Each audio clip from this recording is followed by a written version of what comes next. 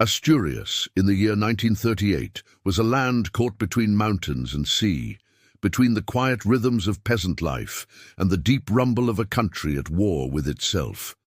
Villages lay scattered among the hills, their stone houses dark with coal smoke, their fields hard-won from rocky soil. The people were proud, clinging to their traditions, even as Spain tore itself apart in civil strife.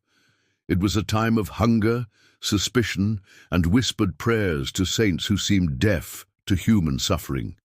Yet in the little parish of San Martin, tucked between chestnut groves and crumbling Romanesque chapels, life still moved to the old order of births, marriages, and deaths. It was here that the Calderón sisters grew up, two daughters of a landowning family whose fortunes had long since dwindled. Their father, Don Esteban Calderón, once spoke of noble bloodlines and ancestral estates, but in truth he was a man left with little more than an old stone house, two patches of field, and the pride that kept him from admitting how far the family had fallen. His wife, Doña Encarnación, was a stern woman who held her daughters under strict watch, believing that the only treasure left to them was their reputation. Isabel, the elder, was dark-haired and sharp-eyed, with a beauty that drew glances in the village square, though she carried herself with a seriousness that discouraged frivolous advances. She was known for her diligence, rising before dawn to tend the hens and recite her rosary with a devotion that seemed to promise she might end up in a convent rather than a marriage bed. Her younger sister, Magdalena, was the opposite. Fair-skinned, with golden-brown hair that glowed in the sun, her laughter rising like a bird's song through the narrow streets. While Isabel guarded silence, Magdalena attracted confidences. Men noticed her, women whispered about her, and the priest often reminded her mother that such charm needed to be contained before it led to temptation. But temptation was not so easily warded off. The war had brought to Asturias not only soldiers, but refugees, deserters, traders, and men who lived by their wits. Among them was a man whose presence would change the destiny of the Calderón sisters forever. Yet before he appeared, the two young women lived as if balanced on opposite ends of the same scale. Isabel embodied duty, Magdalena, desire. They quarreled often, as sisters do, though beneath their arguments lay a bond that neither could break. It was said in the village that one could not be seen without the other, that their footsteps echoed together along the cobbled paths, and that their destinies, however different, would remain entwined. The Calderón household was modest, but not without dignity. Its stone walls had witnessed generations of births, marriages, and funerals. A faded coat of arms carved above the entrance testified to past grandeur, while inside, the room smelled of wood smoke, drying herbs, and candle wax. On Sundays, the sisters walked to Mass with veils over their heads, their dresses plain yet carefully kept, their mother marching between them like a general keeping unruly troops in line. Every gesture, every word was observed by neighbors, who judged not only individuals but entire families. In such a world, honor was everything. Honor, however, was also fragile. One whisper could undo years of careful reputation. And it was in this world of rigid customs and silent surveillance that the sisters' hearts began to stir toward something neither the church nor their mother would ever allow. Isabel was the first to feel the gnawing ache of longing, though she hid it behind her solemn gaze. There were nights when she stood by her bedroom window, staring at the moonlight over the mountains, wondering if life was meant to be only duty and sacrifice. Magdalena sensed it, though she herself was less conflicted. She dreamed of love the way other girls dreamed of fiestas and silk dresses. She imagined a man who would sweep her away from the valley, who would laugh at danger and make her laughter ring brighter still. Yet in her daydreams, Isabel was never absent. Magdalena could not picture a life that did not include her sister's shadow close behind. The villagers often speculated on their futures. Would Isabel marry the widowed notary, a man older than their father but wealthy enough to restore the family's fortunes? Would Magdalena be swept away by some soldier passing through on his way to the front? Or would both remain spinsters under their mother's iron rule, watching the family land shrink while time eroded their youth? No one, not even the sisters themselves, could have guessed that their lives would entwine in a way no one dared imagine aloud. For though Asturias was full of secrets, hidden sympathies for the Republicans, hidden caches of grain, hidden liaisons between lonely women and passing men, the kind of secret that would soon grow in the Calderón household was beyond anything the parish had ever whispered about. It began on an autumn evening when the harvest was ending, the sky ablaze with the colors of dying leaves, and the air heavy with smoke from burning fields. A stranger arrived in San Martin leading a tired horse, his coat dusty from long travel. His face bore the shadow of hardships, yet his eyes carried a spark that drew notice. The villagers, wary of outsiders in such troubled times, watched him carefully as he dismounted before the tavern. He spoke little, paid in coins that seemed too heavy for ordinary trade, and when he smiled it was with a charm that unsettled as much as it attracted. The Calderón sisters saw him first at Mass, where he stood at the back, head bowed, lips moving, as if in fervent prayer. Isabel felt a shiver run down her spine, a strange recognition as though she had glimpsed a figure long foretold. Magdalena felt her breath quicken, her cheeks warming, as though the stranger's gaze had brushed against her skin. Neither spoke of it to the other, yet both carried his image home in silence. The man gave his name as Don Rafael, though whispers later suggested that this was not his true name. He claimed to be seeking work, perhaps as an overseer of lands, perhaps as a teacher for children of the parish. What he truly sought was never entirely clear, for his presence seemed to defy ordinary explanations.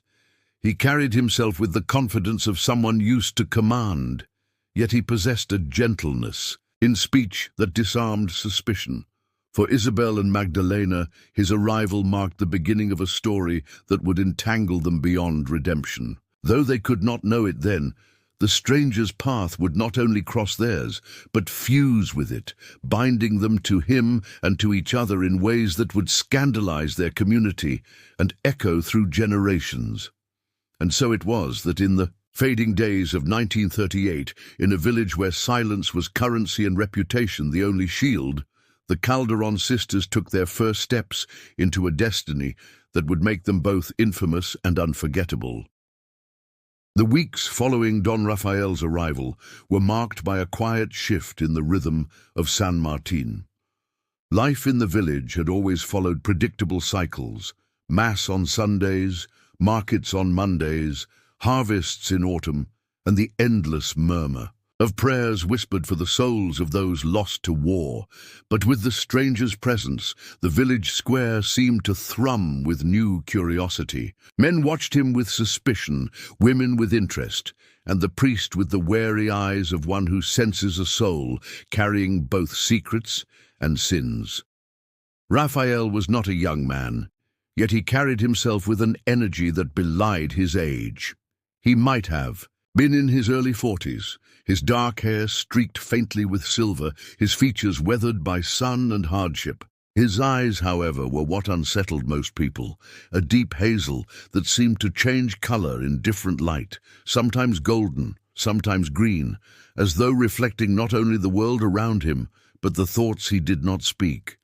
He was courteous, but never servile, confident but never arrogant, and this balance disarmed those who might otherwise have dismissed him as an intruder. The Calderón sisters were drawn into his orbit almost by accident. It began when their father, Don Esteban, invited Rafael to supper, curious about the stranger's manners and background. In truth, Don Esteban's pride longed for companionship that reminded him of better days, and Rafael spoke in such polished Castilian that one might mistake him for a man raised among nobility. Around the table, As chestnuts roasted in the hearth and their mother watched with hawk-like eyes, Raphael spoke of lands far away, of Andalusian plains where olive groves stretched for miles, of battles fought in Madrid where the city still smoldered from conflict, of nights spent crossing mountains under the stars. His words painted images more vivid than any sermon, and even Isabel, ever guarded, found herself leaning closer to catch every detail. Magdalena was less discreet. Her laughter rang freely at his anecdotes. Her questions flowed easily, and more than once her mother's sharp glance reminded her to compose herself. But Raphael seemed to welcome her curiosity. He answered her in ways that hinted at more than he revealed, feeding her imagination without betraying his own past too clearly. If there was danger in him, it lay not in what he said, but in what he left unsaid. That night, when he left, Isabel lingered at the window, watching the silhouette of his figure vanish into the darkness. Magdalena joined her silently, and for a moment neither spoke. Both knew what the other was thinking, though neither dared put it into words. Days passed, and Raphael began to appear more frequently. Sometimes he accompanied Don Esteban to inspect the family's fields, offering advice that seemed both practical and wise. Other times he brought small gifts, a pouch of coffee beans, a roll of tobacco, a loaf of bread baked in a nearby town, luxuries scarce in a time of shortages. The Calderón household, once somber, began to feel lighter, though beneath the surface a tension grew, invisible but undeniable. It was Isabel who first felt the weight of that tension. She had always believed herself immune to frivolous desires, yet she found her thoughts returning to Raphael's voice, the way his eyes lingered as if searching for something unspoken in her. At night, kneeling at her prayers, she tried to banish such thoughts as temptation, but the more she resisted, the stronger they returned. She reminded herself that her duty was to God, to family, to the fragile reputation her mother guarded so fiercely. And yet when she looked at Raphael, she saw not only a man, but the promise of a life beyond stone walls and endless repetition. Magdalena, in contrast, embraced the feelings openly, at least to herself. She wove fantasies around Raphael, imagining his hand in hers as they walked through the hills, his laughter mingling with hers under the chestnut trees. She told herself that if he loved her, she would follow him anywhere, even if it meant leaving behind family, village, and reputation. But she too sensed the shadow of her sister in every thought. For though she longed for Raphael, she knew Isabel felt the same pull, though Isabel tried desperately to hide it. The rivalry was not yet spoken aloud, but it simmered beneath every shared glance and every silence between the sisters. The villagers noticed small changes. Isabel's cheeks flushed after Mass when she greeted Raphael. Magdalena's eyes lingered too long on him in the square. Doña Encarnacion noticed too, though she told herself sternly that she would not allow such foolishness to corrupt her household. Raphael, for his part, seemed aware of both sisters' affection, yet he did nothing to discourage it. Some nights he spoke with Isabel in tones that suggested a deep understanding of her soul, as if he alone saw the hidden passions she tried to conceal.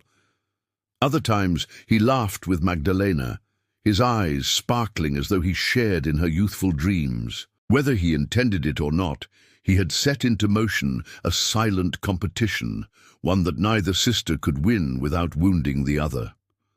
The turning point came on a stormy night in early winter. Rain lashed against the shutters, and wind howled through the valley. Raphael had been invited again for supper, and as thunder rolled overhead, it was clear he would not return to the tavern in such weather. Don Esteban insisted he remain the night, and so Raphael was given a bed in the small guest room near the sisters' chambers. The house grew quiet as the family retired, but Isabel lay awake, her heart racing with thoughts she could not control. Across the hall, Magdalena whispered prayers into her pillow, though whether they were for forgiveness or for courage, even she did not know. In the darkness, each sister rose, barefoot on the cold floor, drawn by the same pull toward the man who had unsettled their world. At the door of the guest room they met, faces pale in the flicker of lightning. For a heartbeat they stared at each other, each realizing the other's secret laid bare. Neither spoke, neither retreated. And in that silent moment, the course of their lives was set. What happened next would never be confessed fully, for memory itself blurred when burdened with shame and longing. But from that night forward, Raphael was no longer merely a guest in the Calderón household.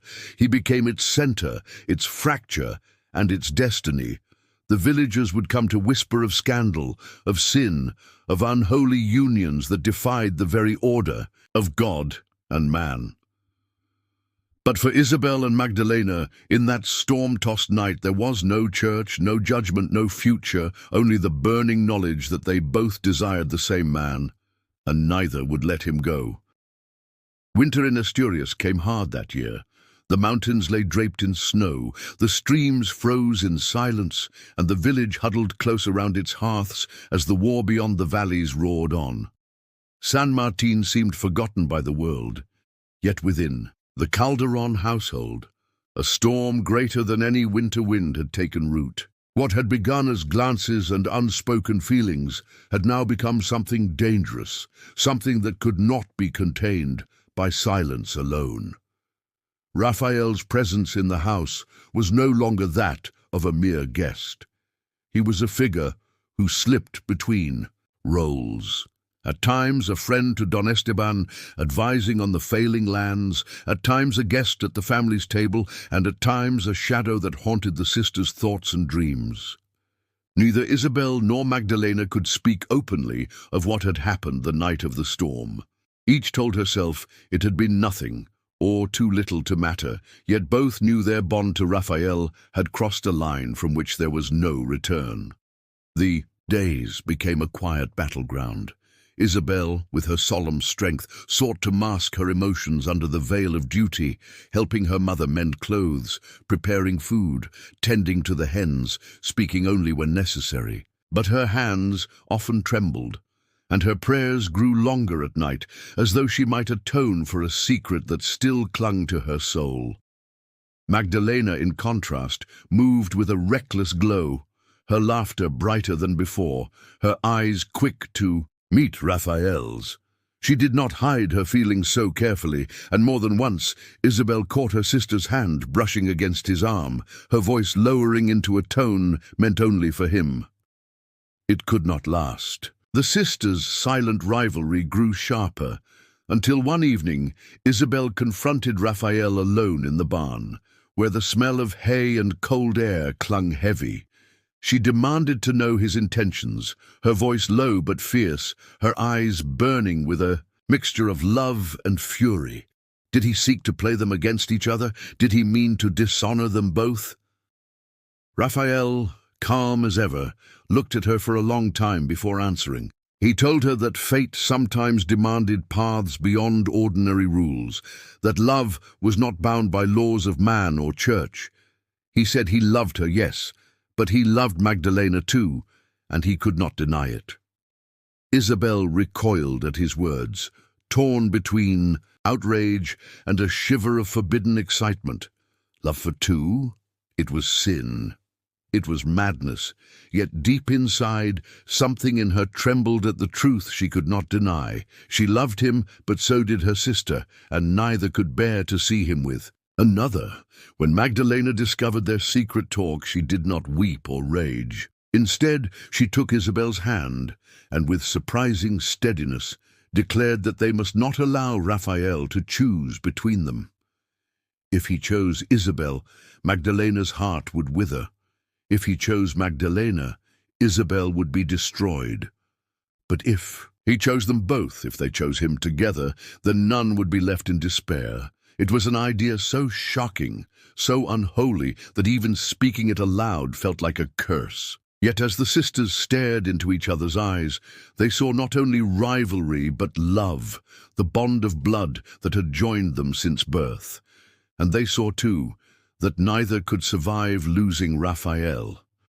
That night, the pact was sealed, not with words before a priest, not with rings or witnesses, but in a candlelit chamber where whispers replaced vows and silence replaced bells. Raphael stood between them, his hands holding theirs, his eyes burning with a mixture of triumph and tenderness.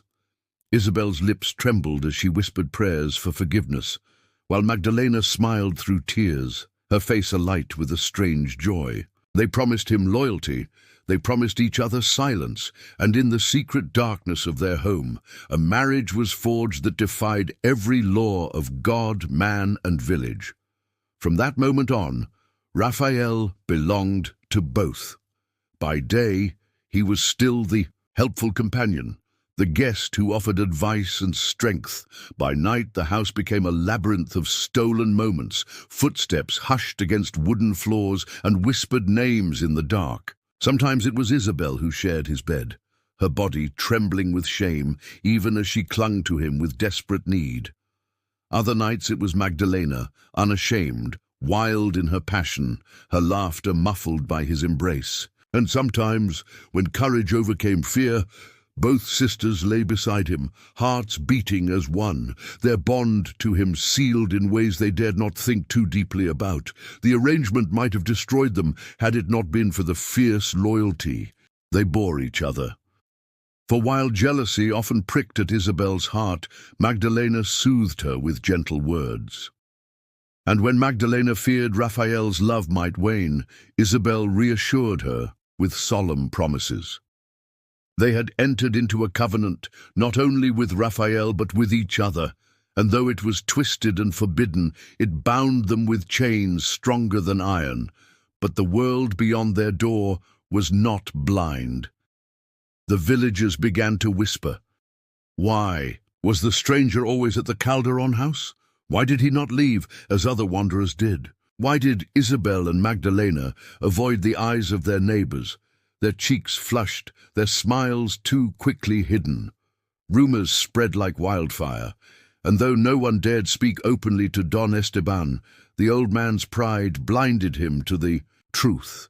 He believed Raphael a friend, a benefactor perhaps, a man who might help restore the Calderón family's dwindling fortunes. Doña Encarnación, however, was not so blind. She saw the way her daughter's eyes lingered, the way Raphael's presence filled the air like smoke, choking yet impossible to clear. Her suspicions grew, and with them her prayers became curses muttered beneath her breath. It was inevitable that the truth would one day burst beyond the fragile walls of secrecy. But before that reckoning came, the sisters embraced their choice fully. They had broken the greatest taboo of their world, yet they found in it a strange kind of freedom. No priest could bless their union, no law could recognize it, yet they had vowed themselves in blood and silence. In the mountains of Asturias, under the shadow of war and the eyes of a watchful God, two sisters shared one husband, and from their forbidden vow would spring a lineage so tightly woven, so entangled, that generations would carry its mark. Whispers of scandal, echoes of desire, and the unbreakable chain of blood born from a love that defied all taboos. The Calderón house became a world unto itself, a fortress of secrets behind its heavy stone walls. To the villagers of San Martín, it appeared unchanged. Smoke rising from the chimney, hens scratching in the yard, the sisters walking to mass with their veils drawn low. But within those walls, the air was different, charged with desire, fear, and a tension so sharp that even silence carried weight. It was a house where footsteps meant more than words, where the creak of a stair in the night revealed truths no one dared to speak aloud. Isabel and Magdalena lived as they always had, side by side, sharing work, sharing meals, sharing glances across the hearth fire. Yet now every gesture bore another meaning. When Isabel brushed past Raphael in the hallway, her eyes lowered in modesty. Magdalena saw in it a hidden intimacy. When Magdalena laughed at his words during supper, Isabel heard in it a claim that pierced her heart. Still, they maintained their pact. Neither accused the other, neither sought to possess him entirely. It was a fragile balance, sustained less by trust than by the fear of losing both him and each other.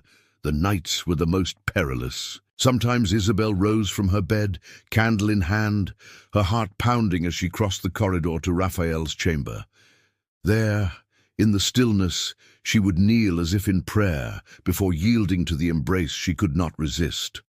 Other nights, it was Magdalena who slipped through the shadows, her bare feet silent on the cold floorboards, her hair loose around her shoulders as she pressed herself against the man who had become their shared center. And sometimes, though rarely, they met in that room together, their hands trembling as they reached for him, their breaths mingling, their bond tested and reforged in the same act.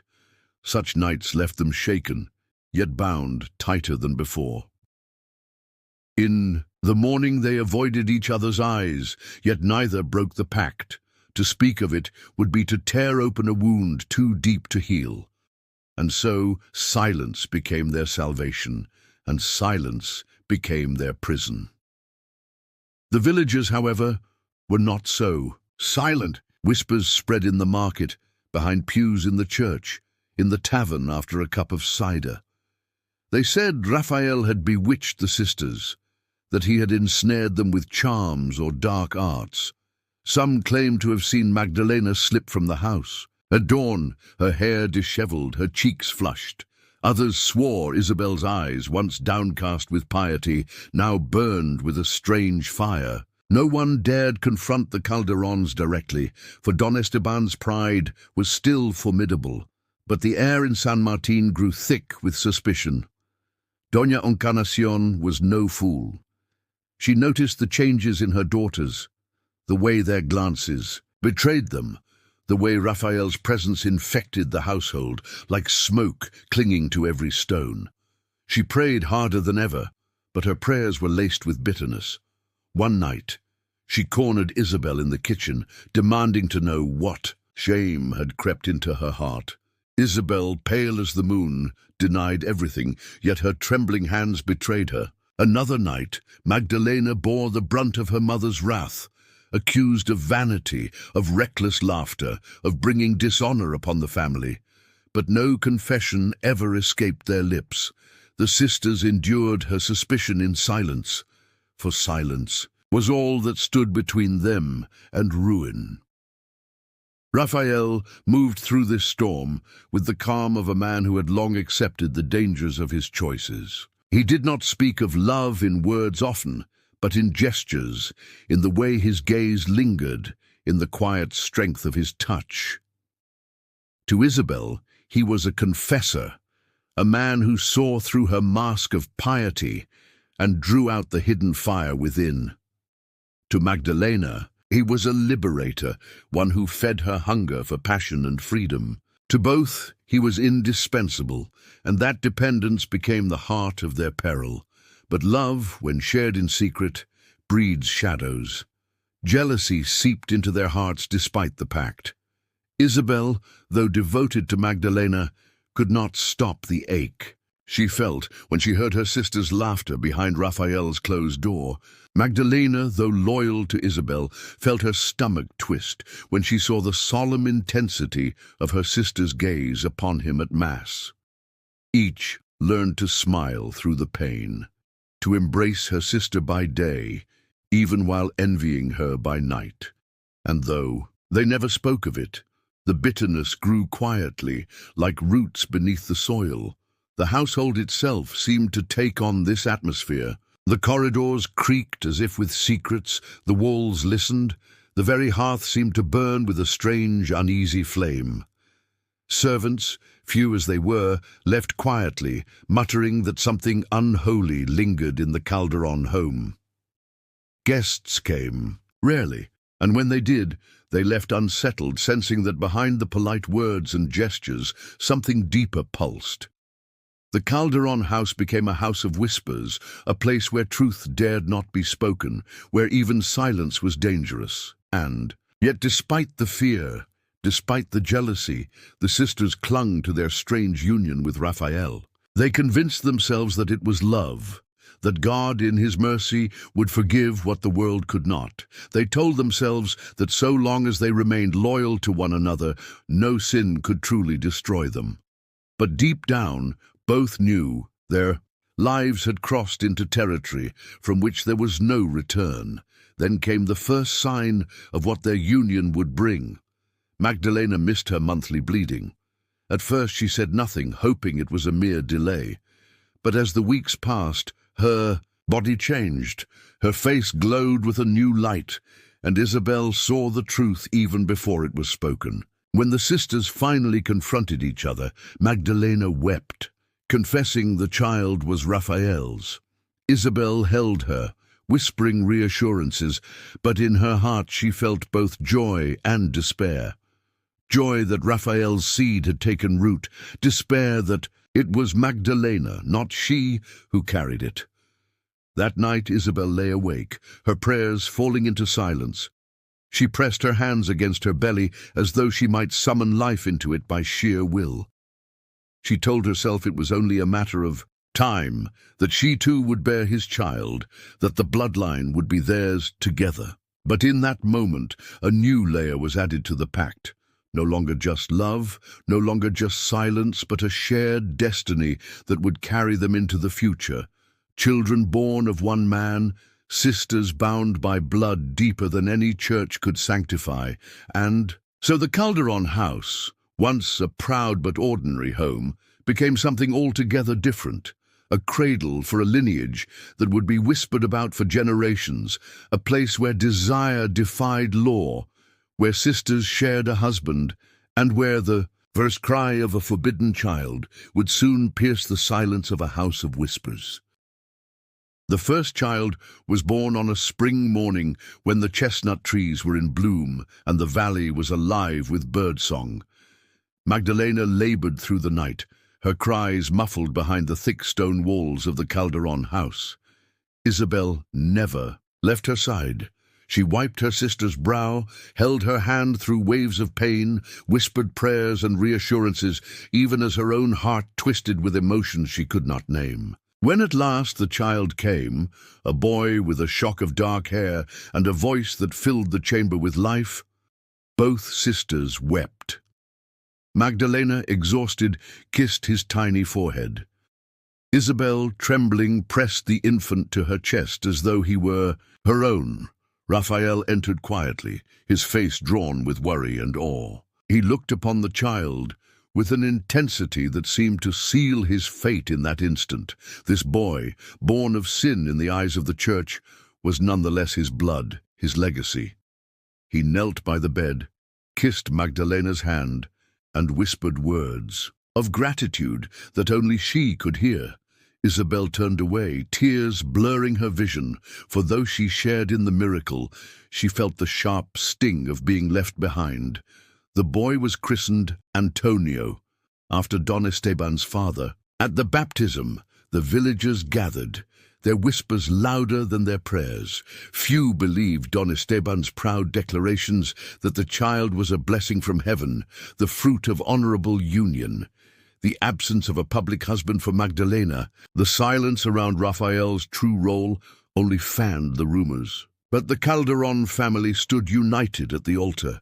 Isabel and Magdalena side by side, Raphael lingering just beyond the crowd, with a gaze that revealed all to those who dared to look closely. Life in the Calderón house shifted with the child's. Cries. Isabel and Magdalena became mothers together, one in body, the other in spirit. They shared the endless work of feeding, rocking, soothing, and protecting Antonio. When Magdalena slept, Isabel would rise to cradle the boy, humming lullabies that their own mother had once sung. And when Isabel pressed her lips to the child's soft head, she felt a yearning deeper than any she had known. A hunger, not only for motherhood, but for the claim that Magdalena already possessed. Raphael watched them both, his heart torn between pride and fear. He knew the child bound them together more tightly than ever, yet he also knew it deepened the peril. Already the village gossip said too much, and a child with no clear father was fuel for fire. He swore to protect them, yet his very presence endangered them more than absence could. Still, he stayed, unable to part from the sisters, unable to abandon the blood that now cried in the night.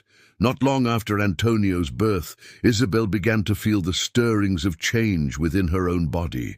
The signs were unmistakable, and soon there was no denying it. She too carried Raphael's child. When she told Magdalena, the younger sister embraced her, tears of relief streaming down her cheeks. At last, they would be equals, bound not only by love but by motherhood, each bearing the fruit of the same man. The pact they had sworn in whispers was now sealed in flesh and blood. The months passed, heavy with secrecy. Doña Encarnacion muttered curses at her daughters' swelling bellies, though even she could not shatter the pact of silence. Don Esteban, blinded by pride, told anyone who asked that both girls were betrothed to men away at war, their names too honorable to be spoken openly. The villagers smiled politely, but behind closed doors they spoke of the Calderón scandal, of sisters who shared more than blood, of a stranger whose presence was too constant to be innocent. Isabel's labor came in the depths of winter. Snow blanketed the valley, and the hearth fire roared as she endured the long hours of pain. This time, it was Magdalena who held her hand, who soothed her with words of courage, who guided her through the storm. When at last a daughter was born, with pale skin and eyes that gleamed like her father's, both sisters embraced, laughing and weeping in equal measure. They named her Clara, a name meaning light, as though she might shine against the shadows surrounding their lives. Now there were two children in the Calderón house, a boy and a girl, siblings and cousins, yet closer than either word could express. They grew under the gaze of two mothers, raised in a home where love was fierce but forbidden, where lullabies carried the weight of secrets, and where their father's footsteps in the corridor were both comfort and danger. The villagers' whispers turned to open suspicion. How could both sisters bear children with no husbands at hand? How could Raphael remain always near without raising questions? Some called it witchcraft, others sin, others folly. The priest, a man weary from the burdens of war and famine, came to the house one evening to admonish them. He urged the sisters to repent, to separate themselves from temptation, to think of their souls. But Isabel met his gaze with unflinching calm, while Magdalena laughed lightly, saying only that God blessed love in many forms. The priest left troubled, muttering that the devil had found a home in San Martin. As the children grew, the scandal became harder to contain. Antonio called both women madre, and Clara clung to Raphael's hand with a trust that revealed too much. The village children, cruel in their innocence, mocked Antonio and Clara, whispering that their family was cursed, that they were born of sin. Isabel's heart ached at every word, but she consoled herself with the knowledge that her children and Magdalena's would never be alone. They had each other, as she and Magdalena had always had each other. The bond of the sisters was deeper than ever, yet more fragile too. For every smile they shared, there was a shadow of envy. For every embrace, a flicker of rivalry. They had chosen to walk this path together, but the path grew steeper with each child, each whisper, each glance of judgment from the world beyond their door. And yet they endured. They endured because love had bound them in ways stronger than law, because blood had sealed their fate, and because the children, Antonio and Clara, were proof that their union was no passing madness, but a lineage, a new branch of the Calderón name. It was this lineage that would carry their secret forward, that would make their story not only scandal, but legend. A bloodline born of one man and two sisters, whispered of in taverns and chapels, remembered long after the war had ended. But the world is never kind to those who defy its laws, and the day was coming when silence and secrecy would no longer protect them. The Calderón sisters had built a house of whispers, and now those whispers were growing into voices too loud to ignore. By the time Antonio and Clara were old enough to run laughing through the orchard, their family's secret had become impossible to contain. What began as murmurs in the market had grown into a chorus of accusations, louder with each season. San Martin was a small village, and small villages thrive on stories. The Calderón household had become the greatest story of all: 2 sisters, 2 children, and 1 man whose shadow stretched over them like a curse.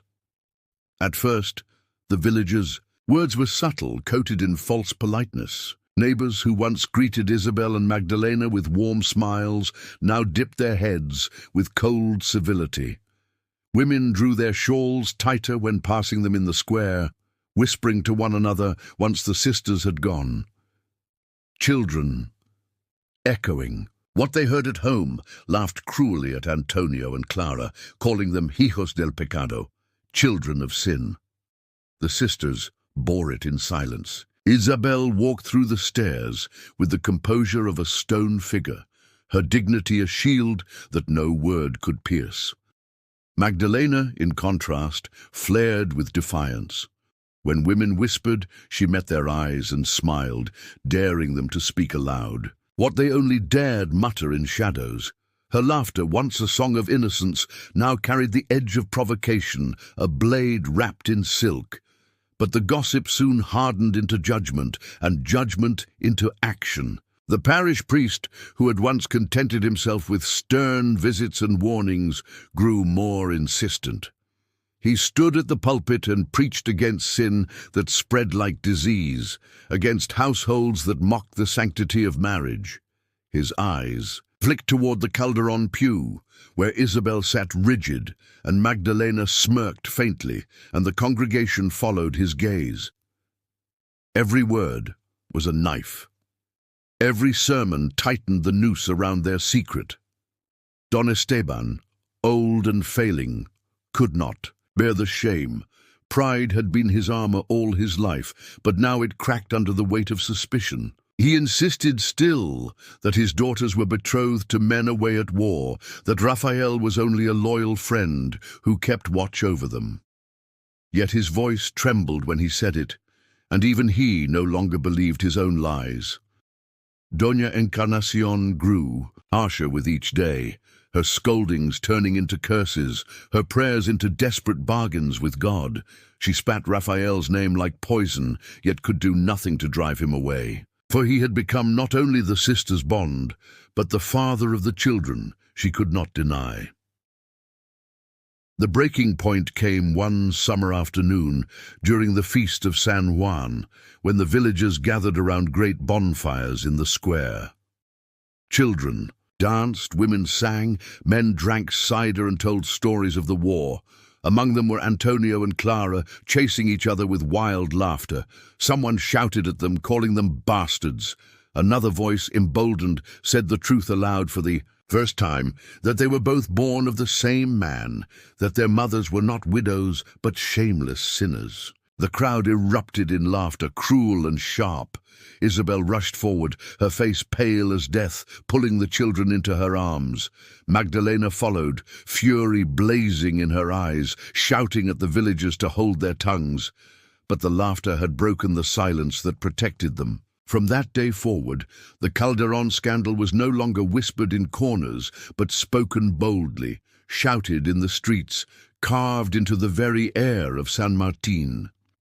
The church moved next. The priest summoned Isabel and Magdalena, demanding confession and repentance. He told them their souls were in peril, that their children would carry the mark of damnation, that only separation from Raphael could cleanse them. Isabel listened in silence, her head bowed, but she did not confess. Magdalena laughed in his face, her words sharp as daggers. If God made our hearts, why would he curse us for following them? The priest turned red with rage, declaring them excommunicated until they repented. The decree spread quickly. Families refused to let their children play with Antonio and Clara. Shopkeepers hesitated to take Calderón coins. The sisters found themselves increasingly isolated, their world shrinking to the boundaries of their house and fields.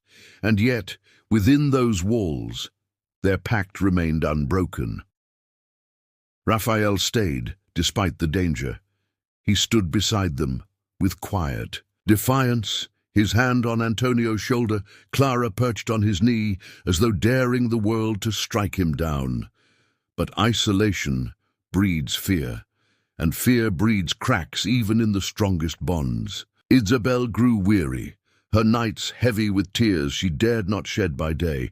She longed for peace, for forgiveness, for a way to reconcile her love for Raphael with the God she still prayed to in secret. Magdalena, by contrast, grew fiercer. She clung to Raphael with a possessive fire, declaring that if the world hated them, let it burn. Their love was enough. The sisters, once united in silence, now found themselves divided in spirit. Their pact held, but barely, stretched thin by the weight of judgment pressing in on every side. The children felt the tension too. Antonio asked why others would not play with him, why the priest would not bless him, why whispers followed him wherever he went. Clara, though younger, sensed the danger in her mother's trembling hand, in Isabel's long silences, in Raphael's watchful eyes. They clung to each other as their mothers once had, unaware that they too were bound to the legacy of love and taboo. It was not long before violence threatened. One night, stones were thrown at the Calderón house, shattering windows, rattling against the walls. Voices shouted from the darkness, "Sinners, whores, devil's brood." Raphael rushed out with a lantern, but the culprits melted into the night, leaving only broken glass and the echo of hatred. Isabel gathered the children, trembling, while Magdalena stood at the doorway, her face pale but unyielding.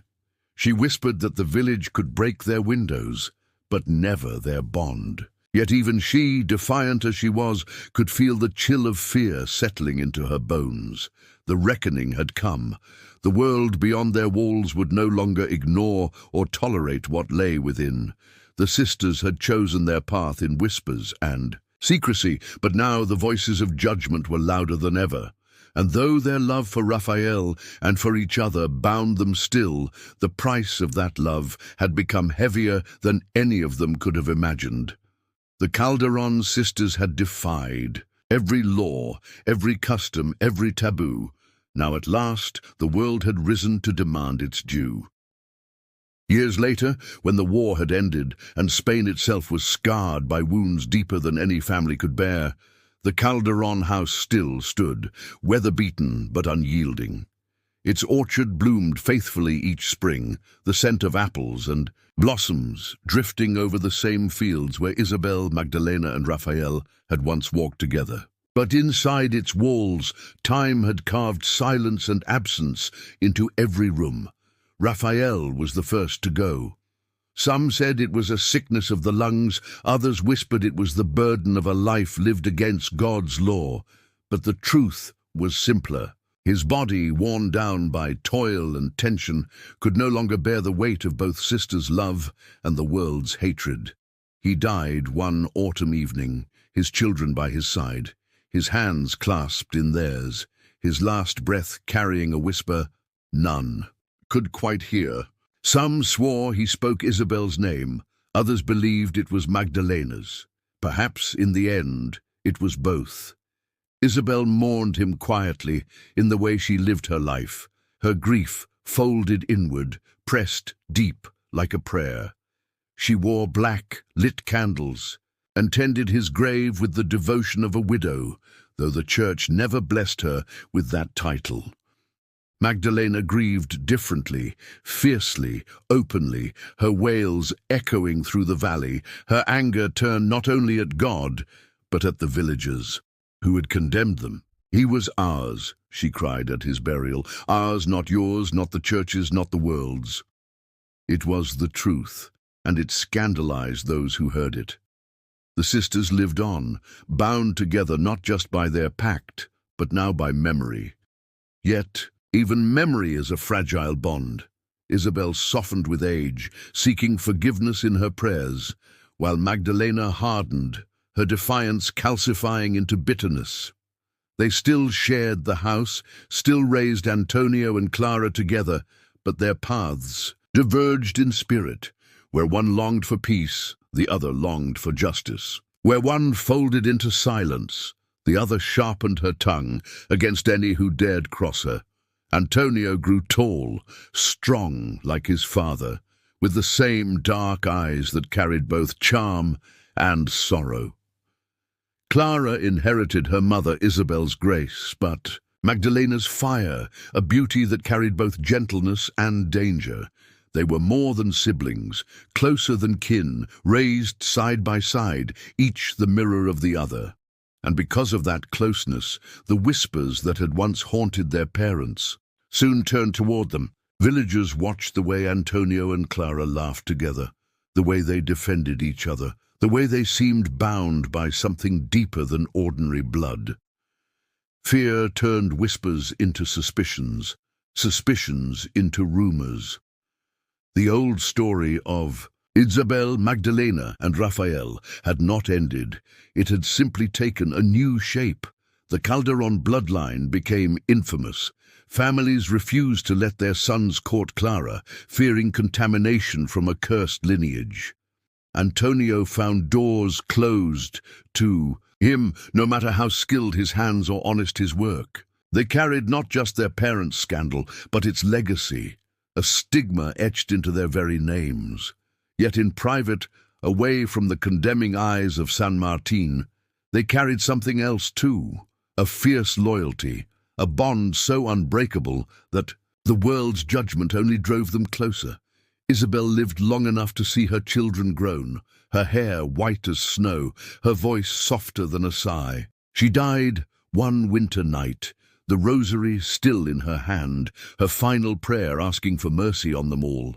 Magdalena lasted longer, stubborn as the mountains that surrounded them, her fire refusing to extinguish until the day her body finally surrendered.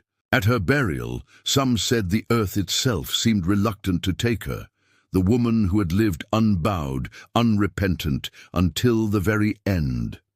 After their deaths, the Calderón children inherited not only the land, but the full weight of the story. They tried to build lives beyond it, Antonio seeking work in neighboring towns, Clara dreaming of Madrid. Yet everywhere they went, the past followed them like a shadow. "Those are the children of sin," people whispered. Their mothers were sisters, their father the same. And yet, despite the whispers, the bloodline endured. Antonio married at last, a woman who loved him despite the curse of his name. Clara too found love, though her marriage was shadowed by suspicion. Their children grew up with strong features and bright eyes, carrying within them the forbidden union of Isabel, Magdalena, and Raphael. Some of those children would leave Asturias altogether, carrying the Calderón story to distant places where the whispers could not follow. Others stayed, building lives in the same valley that had judged their parents, their very existence a quiet defiance against the past. Over time, the scandal softened into legend. The villagers grew older, the voices of condemnation faded, and the story of the Calderón sisters became something else, half warning, half myth, told in hushed tones. Around firesides, some said it was a tale of sin, others claimed it was a tale of love stronger than law, and some secretly whispered that it was a tale of courage, two women who dared to live as they chose in a world that would never forgive them. The orchard still bloomed each spring, its blossoms falling like snow upon the graves of Isabel, Magdalena, and Raphael, and if you listened closely, as the wind moved through the branches, you could almost hear their laughter, mingled together, eternal. For though the world had judged them, though the church had condemned them, though their children bore the weight of their choices, their love had outlived them all. The Calderón sisters had broken every taboo, shattered every boundary, And yet, from their defiance grew a bloodline that could not be erased. Their legacy was not purity, nor forgiveness, nor peace. It was endurance. It was survival. It was love, carved into the earth of Asturias, passed down through children who would never fully escape the shadow of their origins.